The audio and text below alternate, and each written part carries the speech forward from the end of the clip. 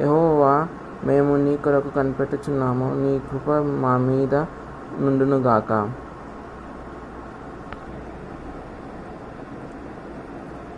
దేవుని స్తుతించుట.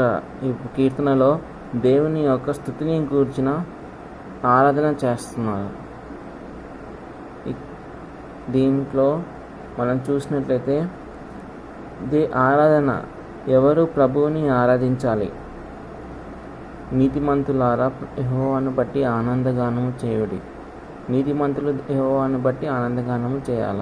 ప్రతివారు కూడా చేయాల. స్తుతి చేయుట యథార్థవంతులకు శోభస్కరము. మనం ఇంకా 2-4 వచనాలు చూసినట్లయితే ఎలా ప్రభువుని ఆరాధించాలి, ఎలా చేయాలి? సితారాలతో, అలాగే తంతి వాయిద్యములతో, స్వరమండలములతోనూ, నూతన కీర్తనలతోనూ, ఉత్సాహగానముతోనూ ఇంపుగా వాయించుడి అంటున్నారు. వినసంపుగా వాయించాలి అంటున్నారు. కొంతమంది ఆరాధించాలనేసరికి ఏదో నీరసంగానో లేదంటే ఏడుపు ముఖం వేసుకొని ఆరాధిస్తుంటారు. అలా కాదండి, దేవుడికి ఉత్సాహంగాను ఇంపుగాను ఆరాధించాలి. నూతన కీర్తనలతోనూ ఆరాధించాలి. పైతంతుల స్వరమండలంతోనూ ఆయనను కీర్తించాలి.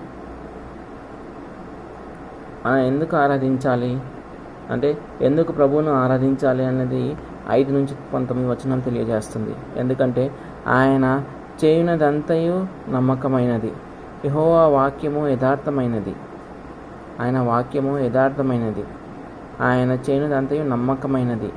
ఆయన నీతి న్యాయమును ప్రేమించుచున్నాడు. కాబట్టి ఆయనను మనము ఆరాధించాలి, ఆయనను మనము స్తుతించాలి. యెహోవా కృపతో నిండి ఉన్నది కనుక యెహోవా వాక్కు చేత ఆకాశములు కలిగెను. ఆయన మాట సెలవీయగా భూమియు ఆకాశము అన్నీ కూడా కలిగినాయి. ఆయన ఊపిరి ఊదగా సర్వసమూహము కలిగెను. అన్నీ కూడా స్థాపించబడ్డాయి, స్థిరపరచబడ్డాయి ఆయన కార్యముల చేత. ఆయన ఆజ్ఞాపింపగానే అన్నీ కూడా ఏవి కూడా జంతువులు కానీ, భూమి, ఆకాశం, సృష్టి యావత్తు కూడా అన్నీ కూడా స్థిరపరచబడ్డాయి. మళ్ళీ ఇప్పటి వరకు అది కదలమంటే కదా కదలట్లా. చూసారా? దేవుడు స్థిరపరిస్తే అలా స్థిరపరుస్తాడండి. ఆకాశంని ఎన్ని సంవత్సరాల నుంచి ఆకాశం ఎలా ఉందో చూసారా? భూమి ఎన్ని సంవత్సరాల నుంచి భూమి ఎలా ఉందో చూసారా? అలా స్థిరపరిచే దేవుడు మన దేవుడు. ఆయన మాటకి అంత శక్తి ఉంది, ఆయన ఊపిరికి అంత